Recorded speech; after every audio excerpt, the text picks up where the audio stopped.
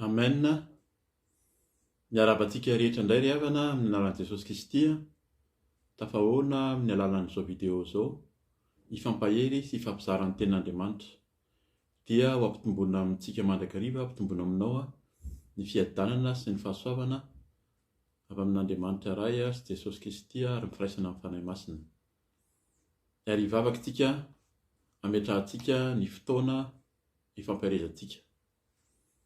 Ry Andriamanitra iray, ry Jesosy Kristy Tompo, ry fanahy masina, midera sy mankalaza amin'ny voninahitra anao indray izay ankehitriny, tafahoana aminao, misaotra amin'ny fahavelomana amenao amin'ny aina, amin'ny hery, ny tanjaka ary koa ny fahasalamana amenao anay tsirairay avy. Dia misaotra indrindra Tompo, satria ianao no mikarakara ary antony izao zavatra izao. Ianao no maniraka, ny fahainao masina no mampiteny, no mampianatra anay, ka dia mitenena araka ny fombanao. Vonikeny mandrakariva izay mpanomponao Tompo, dia ampiasao, aoka tsisy fiainay fa tsy ny fiainao irery ihany, aoka tsisy ho tanteraka fa tsy ny sitraponao irery ihany, dia amin'ny anaranao Jesosy Kristy no van'izany vavaka izany. Aleloia. Amen. Amen. Ny lohateny izay ifampizarantsika androany dia hoe maty ny olona noho ny fahakiviana sy ny fimenomenomana. Maty ny olona, ny vatana zany, ny fanahy indrindra koa, noho ny fahakiviana sy ny fimenomenomana, ary tenina koa hoe ny mitarika fahafatesana ny fahakiviana sy ny fimenomenomana, fahafatesana ara-panahy amin'ny maha kristianina, ara-batana ihany koa, antsika olombelona hitantsika eo zany amin'ny vakiteny izay arahantsika androantsika, dia mamaky betsaka ny tenin'Andriamanitra. Jesosy fanahy masina no nameny tenin'Andriamanitra izay ho zaraina androany, ka ho vakiantsika. Betsaka ny tenin'Andriamanitra ho vakiana zany, efa hampanomaniko sady angambany ianao mahatsara azy. Ho vakiantsika zany aloha ny ao amin'ny nomery 120 ka hatramin'ny pasivy. Mety ho vakiantsika hatrany amin'ny 1voalohany angambany ka hatramin'ny pasivy, fahantsika manazava tsara an'izy. Dia ny ao amin'ny Jaona 7, ny 14 sy ny 15, ny Romanina 1 sy ny ao amin'ny 2 eo. Eo zany no vakiantsika manazava izany tenin'Andriamanitra zany. Ary ny Korintianina 1 10 ka hatramin'ny 17. Zay zany efa mpanomanako anao sady, efa miomana sady ianao zany amin'izay tenin'Andriamanitra ho vakiana. Lavalava izy io fa ny tenin'Andriamanitra no manazava androany, fa antsika zany tsy ataoko ngambany hoe tsy teny betsaka amin'ny fanazavana tenin'Andriamanitra, fa ny tenin'Andriamanitra vakiana dia manazava sady ny tinam-bara.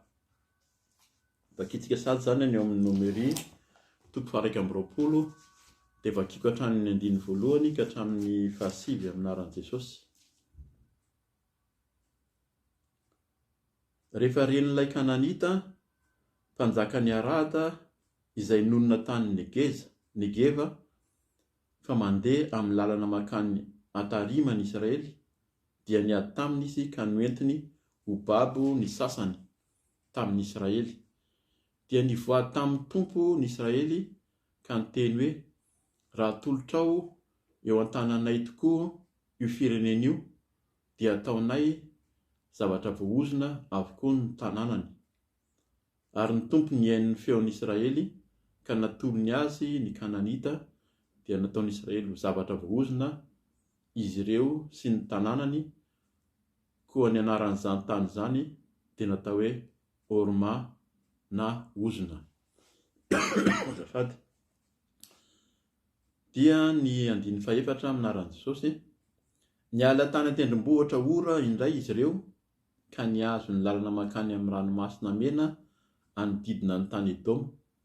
Dia kivy teny an-dalana ny olona, dia niteny nanome tsinan'Andriamanitra sy Mosesy izy hoe, nahoana no noentinao niakatra avy tany Ejipta ho faty atỳ an-tany efitra izahay azafady.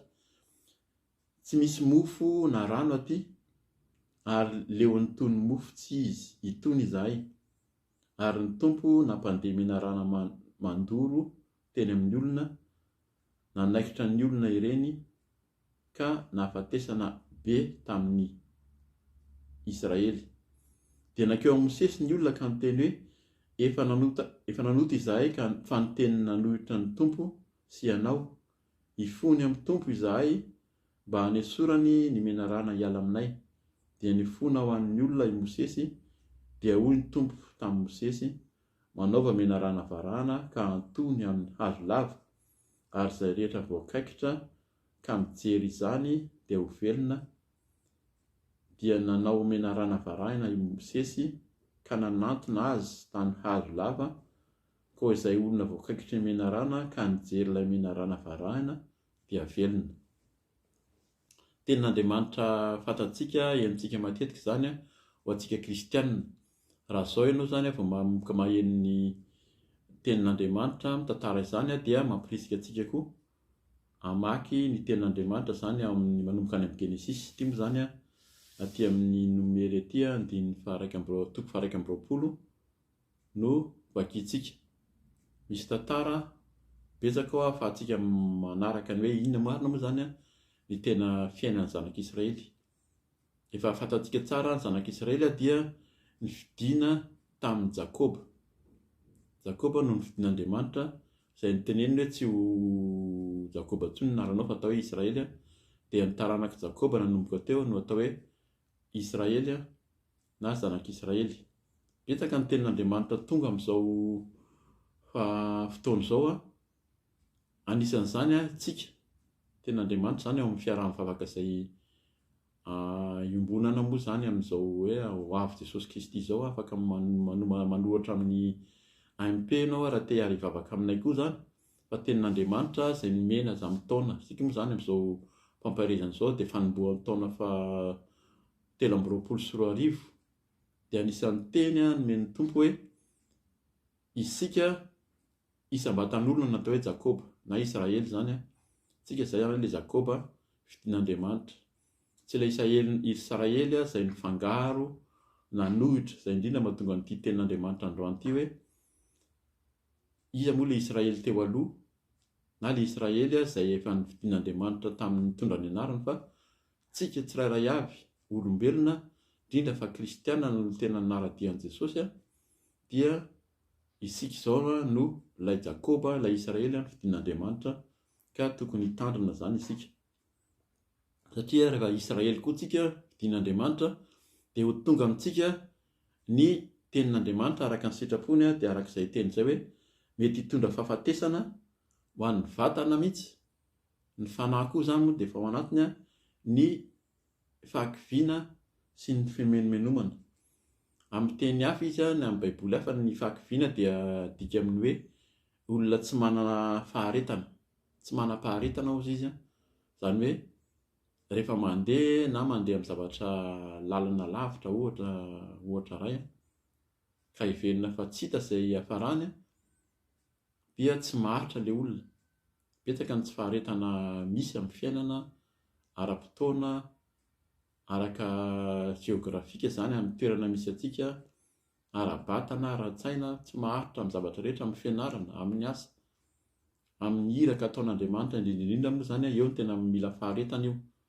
Izao iraka ataon'Andriamanitra izao tsika zany rehefa mifidian'Andriamanitra tahaka ny Jakoba ho Israely dia ny irahana meny iraka manokana ny tsirairay avy araka izay sitrapon'Andriamanitra tandrify azy, ary narahany ositra. Izay koa zany mila fantarina koa zay rehefa maniraka ny tompo dia misy ositra omeny ao, ka ny ositra izay meny Jesosy, ny fanahy masina izay apetrany amintsika, ilay ositra koa zany dia fanahy masina koa io. Ilay fanahy masina apetrany amintsika no ahafahantsika mandroso, ary io no manala ny fahakiviana.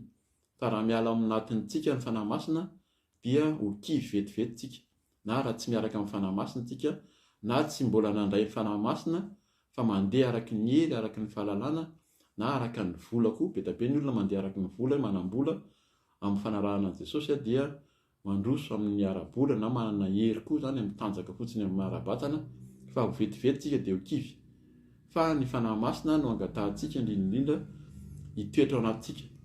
Dia arak'izany indrindra ny tenin'ny tompo izay apetrany amin'ny mpanompony amintsika tsirairay avy dia hoe zaho ao aminareo mandrakariva ao anatinareo sy eo aminareo, izany hoe ny fanahy masina io. Jesosy Kristy no mametraka ny fanahy masina ao anatintsika. Ka dia izay zany efa fampidirana sady ny amin'ny hoe tandremo fa ny fahakiviana, ny tsy faharetana zany, ny tsy fananana faharetana sy ny fimenomenomana dia mitarika fahafatesana, mitondra fahafatesana ara-batana ara-panahy koa amin'ny fanarahana an'i Jesosy Kristy. Mampirisika antsika zany tsy manakivy raha zao ianao zany vao manomboka hoe manaraka amin'i Jesosy koa te handray an'izany hoe Jesosy Kristy zany dia Jesosy mihitsy ny teny hoe izay manaraka aho dia tsy maintsy hitondra ny hazo fijaliany dia mitovitovy. Iza manaraka an'i Jesosy dia mitovitovy amin'ny fomba ny ainy an'i Jesosy. Fa raha tsy mifanaraka amin'izay ny fiainan'ilay olona izay manaraka an'i Jesosy Kristy dia mila mieritreritra ihany koa tsika zany hoe ao tokoa hoe Jesosy sa endrika ivelany ihany no fanarahantsika amin'ny tompo. Dia arak'izay teny izay zany vakiko ihany ny 15 ka hatrany amin'ny fahatelo teo ny amin'ny fahagagalana ataon'ny Andriamanitra rehefa mibebaka tamin'Andriamanitra ny Israely sy ny voady tamin'ny tompo hoe ampio zay fa anao voady eo anatrehanao fa atolory anay ny Kananita izay nosy teo izay nandresy ny lahady taminy zany. Taloha kelin'io dia izay no teneniko antsika hoe mampirisika hamaky tsara ny eo aloha fa rehefa mivoaka ny Ejipta nasain'Andriamanitra nivoaka tao Ejipta zany ny zanak'Israely dia nandeha teny amin'ny tany efitra be da be mifagagalana ataon'Andriamanitra hatramin'ny voahany tao teny an-dalana, fa betsaka ny fimenomenomana fanoherana ataon'ny zanak'Israely fa tsy vakitsika zany fa eto amin'ity le menarana varahany ity ihany izay no fa filazantsika azy fa misy dikany hafa moa zany io raha ny tena miteny jiosy fa izay no ampahafantarantsika anazy amin'ny mahazatra antsika. Dia taloha kelin'io dia nahafatesany Miriama anabavin'i Mosesy sy Arona rahalahiny. Zany hoe taty amin'ity fotoana ity zany efa Mosesy rery sisa no niaraka tamin'ny zanak'Israely. Dia taloha kelin'io koa lesona azo raisina fa saika handalo tao Edoma, ny tanana ny Edomita zany ny zanak'Israely nangataka handalo tao fa tsy nanaiky ry zareo. Dia nivily lalana ry zareo nahatonga anazy nandeha tany amin'ny faritra akaikin'ny Kananita tany nahatonga anazy niady tamin'ny Kananita zany. Iza moa le Edoma io le Edomita reo dia taranak'i Esau. Esau dia rahalahin'i Jakoba. Rahalahin'i Jakoba kambana taminy izay le nivarotra fizokiana taminy dia ny taranak'i Jakoba taranak'i Esau azafady no antsoina hoe Edomita. Rehefa nangataka izy tsy niady reo izay ny tena azontsika eritreretina koa fa tsy tsara ny miady amin'ny mpirahalahy ary Andriamanitra dia tsy nampiady azy ireo na Jakoba ary rehefa niverina eona tamin'ny Esau tamin'ny taty aoriana dia nitondra fanatitra be ary nitondra hoe nitady fihavanana taminy zany. Dia hatramin'izao ny taranak'Israely rehetra zany dia tsy niady tamin'ny Edomita fa nivily lalana rehefa tsy nanaiky izy hoe handalo teo aminazy alohan'ny hamonjeny ny tany Kanana. Izay zany atao anaty fonosana fohy. Azafady fa ao anatin'ny koka kely. Dia rehefa mivakitsika zany iny fampidirana kely iny hoe nanome ny heno an'ny zanak'Israely ny tompo raha nangataka izy. Fa tarina kelin'io fotsiny dia nahagaga fa nimenomenona sady izy. Satria niala teo amin'ilay tendrombohitra io izy zany dia nahazo ny lalana makany amin'ny ranomasina mena izy nodidina ny tany Edoma, izay ilay hoe nanodidina zareo zany dia kivy teny an-dalana ny olona. Ilo hoe kivy, le teny hoe kivy io na hoe tsy nanana faharetana, zay ny dikan'io koa. Le kivy teny an-dalana ny olona, io zany tena anisany amin'izao fotoana izao, indrindra amin'ny lalana andehanan'ny kristianina, miteny manokana ny kristianina ao anatin'ny fanoloran-tena, ao anatin'ny famasinana sy ny famarinana, fa io dia tadiavin'ny satana mihitsy, tadiavin'ny devoly mitady ny kristianina ao anatin'ny famasinana, ao anatin'ny famarinana izay manolo tena ho an'ny tompo ho kivy amin'ny zavatra miseho ety amin'izao tontolo izao, amin'ny ady, amin'ny fahasairanana, amin'ny aretina, amin'ny fahasarotana, eo amin'ny fitoriana, eo anatrehan'ny fiarahamonina, eo anatrehan'ny fianakaviana indrindra, fa mampirisika antsika zany hiala amin'ny fimenomana, hiala amin'ny fahakiviana indrindra eto zany aloha, dia ny teny nanome tsiny an'Andriamanitra sy Mosesy izy.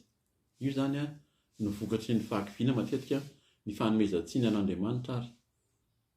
Na dia efa nanolo tena ary tsika, efa nanome ny tompo fahagagana betsaka, ataoko angambany indrindra rehefa isika ao anatin'ny tena hoe fiainana kristianina nanolo tena ho an'ny tompo, nahazo an'izany ositra amin'ny fanahy masina izany, dia nahita fahagagana tamin'ny fanarahana ny tompo. Fa io fahakiviana io miteraka fanomezan-tsiny, dia indray mandalo an-tsaina, mandalo amin'ny na mivoaka amin'ny vava mihitsy ary, fa engany eto fa amintsika tsirairay avy izao no hanome tsiny an'Andriamanitra. Betsaka ny tenin'Andriamanitra tandremana amin'ny fanomezan-tsiny io, fa araka ny teniko teo zany fa ho vakiantsika ny tenin'Andriamanitra avy eo, fa anazava kely amin'izao tenin'Andriamanitra amin'ny tia nomero 120 tia. Dia ny fitenin'ny olona moa tamin'izany zany hozy izy tamin'ny Mosesy hoe nahoana no entinao miakatra avy tany Ezipta ho faty aty tany efitra aty, izay tsy misy mofo na rano aty ary leo nitony mofo tsy izy itony izahay. Efa men'Andriamanitra ny mamy izy, efa men'Andriamanitra ny tsipenina, fa na nisy rano ary, io rano io izay nivoaka tamin'ny vatolampy dia mbola ao anaty fonosana ihany, fa le rano izay navoaka ao anaty vatolampy, le vatolampy dia Jesosy Kristy niaraka tamin'ny zanak'Israely teny. Io dia voatenin'ny Paoly mihitsy io any amin'ny Korintiana any koa, fa io vato io dia na tendrombohitra dia nanaraka ny zanak'Israely teny, izay manome rano nanome aina. Io zany dia efa miteny amintsika fa ao anatin'ny fahasairanana, ao anatin'ny lalana alehantsika izay mety ho lavitra sarotra, dia Jesosy eo amintsika foana, ilay vato manome ny rano, nanolotra ny tena ny teo aminazy fijaliana sy ny rany ho famonjena sy fanavotana. Mbola ho teneniny ihany moa zany izay avy eo. Dia andiny fahenina ary ny tompo nampandeha menarana mandoro, izay zany nalefan'Andriamanitra hoe menarana mandoro teny amin'ny olona, nanaikitra ny olona ireny ka nafatesana be tamin'ny Israely. Izay zany ilay vokatry ny fimenomenomana sy fahakiviana dia ny fahafatesana. Eto dia tena fahafatesana ara-batana mihitsy no mahazo ny zanak'Israely, ary nafatesana be noho ny fimenomenomana.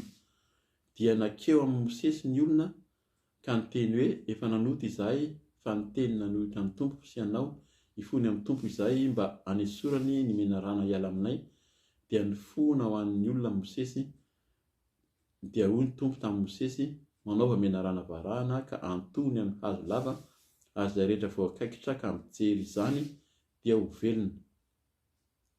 Izay zany mbola ho hazavain'ny tenin'Andriamanitra avy eo izay vakiantsika moa zany ilay menarana varahana na antony io, fa Jesosy Kristy izay natsangana teo amin'ny hazo fijaliana, nanolotra ny ainy, izay mijery an'i Jesosy ary mino koa dia ho velona. Raha voakaikitra ny menarana zany reto zanak'Israely reto izay voakaikitra ihany koa, misy tsy menomenona tao izay tsy voakaikitra ny menarana, fa ny menomenona sy kivy no nikakery ny menarana, izay menarana mandoro na menarana afo koa ny filazana azy, izany hoe tena nahafatin'ny olona mihitsy. Fa tsy mijery an'ilay menarana amin'ny tany ianao izay manaikitra, izay ilay fahakiviana sy ny zavatra sarotra, fa mijery an'i Jesosy eo amin'ny hazo fijaliana, mijery an'ilay menarana na antona, tsy mieritreritra intsony zany ilay fahasaranana sy ny ady mafy ety amin'ny tany izay manaikitra sy mandoro, fa Jesosy Kristy ilay menarana varahana na antona no jerena. Zay ilay hoe izay mihinana azy dia azo teo velona zany. Dia andininy fahasivy amin'ny anaran'i Jesosy hoe dia nanao menarana varahana Mosesy ka nanantona azy tamin'ny hazo lava, ka izay olona voakaitry menarana ka nijery ilay menarana varahana dia velona. Izay zany fanazavana foiny amin'iny ten'Andriamanitra iny.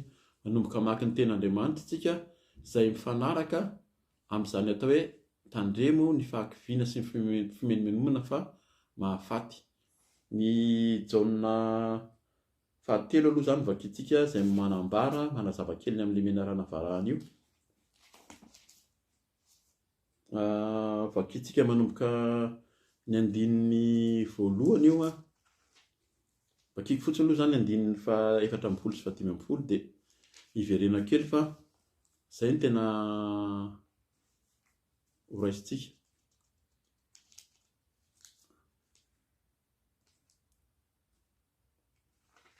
Eny azontsika vakiana manomboka amin'ny andininy 5 amin'ny anaran'i Jesosy. Ary io Nikodemosy amin'ny anaran'i Jesosy hoe atahoana no atanteraka izany zavatra izany hoy Jesosy namaly azy. Ianao va no mpampianatra ny Israely ka tsy mahalala izany zavatra izany? Lazaiko aminao marina dia marina tokoa, izay fantatray no lazainay ary izay hitanay no ambaranay, nefa ny fanambaranay tsy raisinareo. Raiso kely vetivety eto araka ny teny nampidirako tery amboloany zany fa izao teny zaraina izao dia ny tompo no manome azy ny fanahy masina, no manome ny teny na aty amin'ny nomery na izao teny mitoy izao zany ho fanazavana dia nomeny fanahy masina ahafahantsika mahafantatra ny amin'ny sitrapon'Andriamanitra, amin'izany hoe tsy tokony menomenona sy tokony kivy zany. Raisintsika ny andininy 12 raha ny zavatra etỳ tany aza no nolazaiko taminareo ka tsy ho inonareo, ahoana no inonareo raha milaza aminareo ny zavatra any an-danitra aho? Tsy nisy niakatra ho any an-danitra afa-tsy ilay nidina avy tany an-danitra dia ny zanak'olona izay any an-danitra. Ady tsy nisy niakatra ho any an-danitra fa tsy ilay nidina avy any an-danitra avy tany an-danitra dia ny zanak'olona izay any an-danitra. Dia eto zany andininy 14 vakintsika hoe ary tahaka ny nanandratany Mosesy ny menarana tany amin'ny efitra no tsy maintsy anandratana ny zanak'olona mba hanana fiainana mandrakizay izay rehetra mino azy. Averiko indray ary tahaka ny nanandratana ny Mosesy ny menarana tany amin'ny efitra, nanandratana Mosesy ny menarana tany amin'ny efitra no tsy maintsy anandratana ny zanak'olona mba hanana fiainana mandrakizay izay rehetra mino azy. Fiainana mandrakizay no men'Andriamanitra izay rehetra mino azy fa tsy fahafatesana, izay ilay hoe dia ho velona izy. Vakiko hatramin'ny andininy 120 satria tenin'Andriamanitra mampahery antsika izany fa toy izao ny itiavan'Andriamanitra izao tontolo izao, nomeny ny zanan'ilay tokana mba tsy ho very izay rehetra mino azy fa hanana fiainana mandrakizay. Fa tsy naniraka ny zanaka ho amin'izao tontolo izao Andriamanitra mba hitsara izao tontolo izao fa mba hamonjy izao tontolo izao. Izay mino azy dia tsy ho tsaraina fa izay tsy mino kosa dia efa voatsara rahateo satria tsy nino ny anaran'ny zanak'ilay tokan'Andriamanitra izy. Ary izao no fitsarana. Tonga eto amin'izao tontolo izao ny mazava, nefa aleon'ny olona ny maizina toy izay ny mazava satria ratsy ny asany. Fa izay rehetra manao ny ratsy dia mankara ny mazava sady tsy manatona ny mazava, fa andao hita miharihary ny asany. Fa izay manao ny marina kosa dia manatona ny mazava mba haseho ny asany satria atao amin'Andriamanitra izany. Amen. Raha mihaino tsara ny tenin'Andriamanitra tsika, vererantsika vakiana dia mazava amintsika izany fa ho tsaraina isika ary ho tsaraina araka ny asantsika. Ho tohizantsika ny famakiana ny tenin'Andriamanitra ao amin'ny Romanina 1. Romanina 1 vakitsika anazavantsika izany tenin'Andriamanitra izany. Ireo tenin'Andriamanitra io zany dia tenin'Andriamanitra vakiana fotsiny ary tsarintsika mamerina mamaky anazy satria izany no fanazavana ny tenin'Andriamanitra ny amin'ny hoe maty ny olona vatana sy fanahy noho ny fahakiviana sy ny fimenomenomana. Vakiako sady ny Romana 1:1-10 aminaran'i Jesosy. Fa tsy menatra ny filazantsara aho, hoy Paoly eto izany indray no miteny, satria herin'Andriamanitra ho famonjena izay rehetra mino izany amin'ny jiosy aloha nefa amin'ny jentilisa koa. Fa amin'izany no hanehoana famarinana avy amin'Andriamanitra avy amin'ny finoana sy ho amin'ny finoana, araka ny voasoratra hoe ny marina amin'ny finoana no velona. Izany teny izany dia eo amin'ny Habakoka koa 2:2-4, ny marina amin'ny finoana no velona. Mila finoana izany ao anatin'ny famarinana, tsy menomenona sy tsy kivy dia ho velona rehefa mino an Jesosy Kristy nahantona teo amin'ny hazo fijaliana. Toizantsika ny famakiana teny 9:20 amin'ny Romanina 1. Fa aseho avy any an-danitra ny fahatezeran'Andriamanitra amin'ny faharatsiana rehetra sy ny tsy fahamarinan'ny olona izay mangeja ny marina amin'ny tsy fahamarinana. Fa izay fantatra ny amin'Andriamanitra dia miseho ho am-ponireny, satria nasehon'Andriamanitra taminy izany. Fa ny fombany dia tsy hita maso, izany hoe ny heriny mandrakizay sy ny maha-Andriamanitra azy dia miseho hatramin'ny nahariana izao tontolo izao, ka fantatra sy hita amin'ny zavatra nataony hany ka tsy manakalahatra ireo. Fa na dia nahalala an'Andriamanitra aza izy dia tsy mba nankalaza azy, ary izay mendrika ho an'Andriamanitra sady tsy mba nisaotra azy, fa tonga zava-poana izy tamin'ny fisainany ary niamaizina ny fony donto.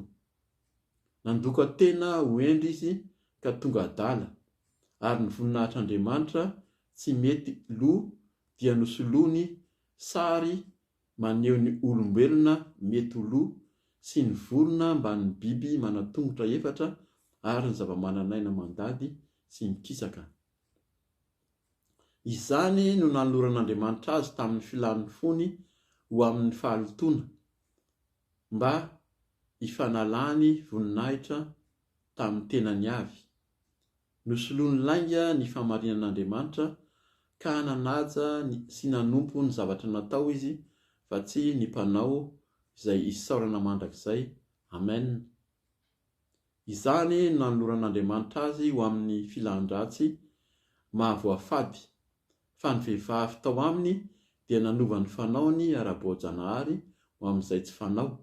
Toy izany koa ny lehilahy namela ny fanao amin'ny vehivavy izy ka maimay tamin'ny fifampilany samy lehilahy ny fanao izay mahamenatra izy ireo, ka nandray tao amin'ny tenany ihany ny valiny izay tokony ho azy noho ny fiviliany. 9:20 aminaran'i Jesosy. Ary araka ny heverany ny fahalalana marina an'Andriamanitra no tsy mendrika ho tanany, dia araka izany kosa no nanoran'Andriamanitra azy ho amin'ny fisainana tsy mahamendrika ka hanaovany izay zavatra tsy fanao. Feno ny tsy fahamarinana rehetra, ny faharatsiana, ny fitiavan-karena ary ny olom-po izy. Feno fialonana, vonon'olona, fifandirana, fitaka, otro-po, mpanendrikendrika, mpifosafosa, mpankahala an'Andriamanitra, mpampahory, mpiavinavina, mpindoka-tena, mpamoron-tsain-dratsy, tsy manohy raisy reny, tsy manam-pahalalana, mpivady-panekena, tsy manam-pitiavana, tsy miantra, olona mahalala tsara ny fitsipika ny men'Andriamanitra, hoe izay manao izany zavatra izany dia mendrika ho faty, nefa tsy manao izany ihany izy fa makasitraka ny manao izany kosa. Azafady isotro rano kely azafady.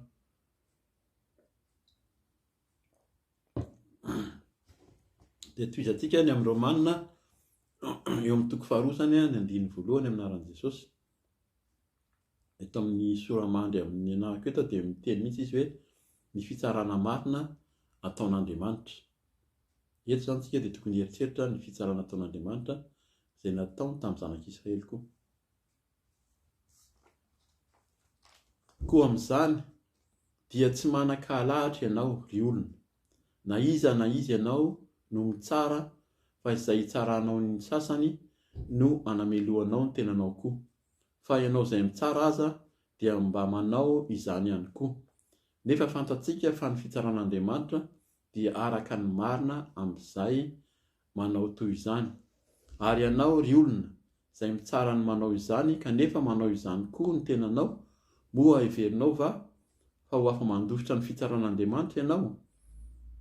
Sa amavoinao ny arenan'ny famoram-panahiny sy ny fandeferany ary ny faharimpony, satria tsy fantatrao fa ny famoram-panahin'Andriamanitra dia mitaonanao hibebaka.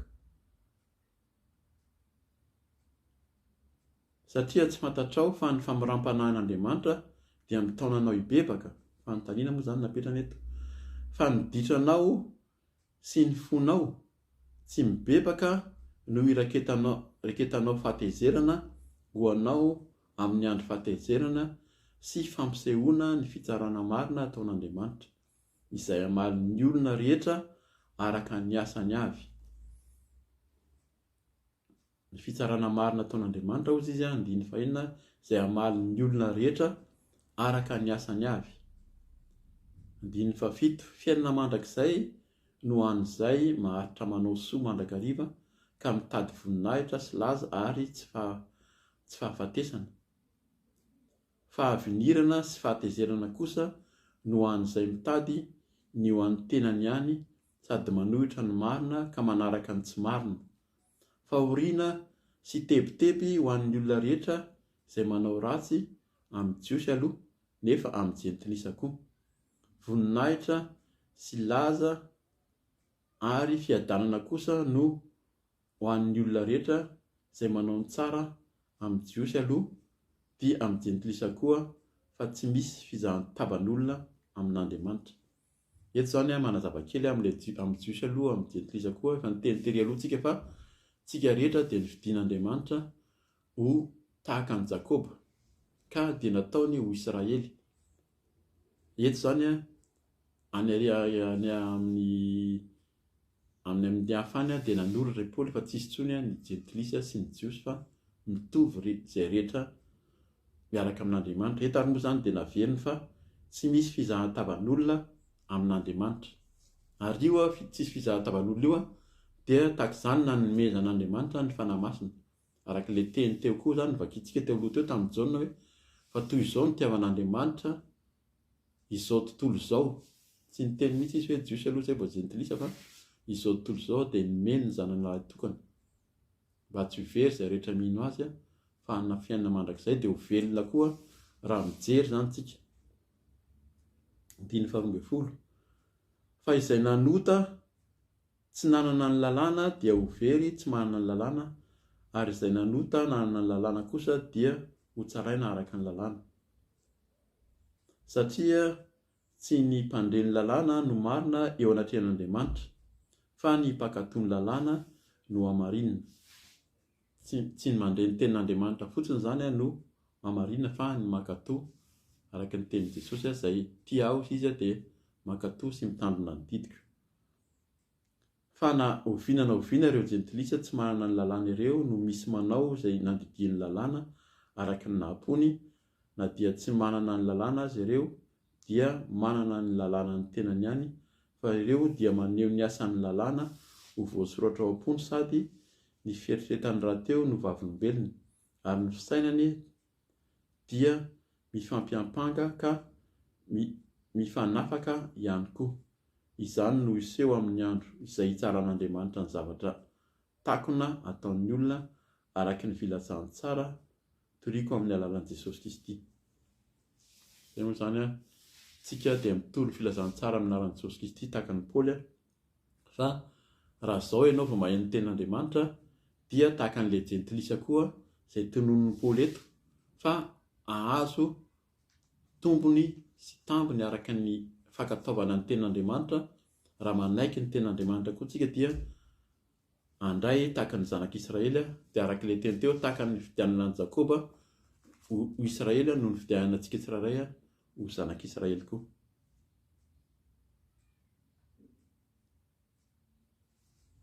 Ajanoko eo zany azo tohizantsika ny tenin'Andriamanitra amin'ny Romanina io hatrany amin'ny 9:7 ary, fa tsara vakiana miadana zany io tenin'Andriamanitra io.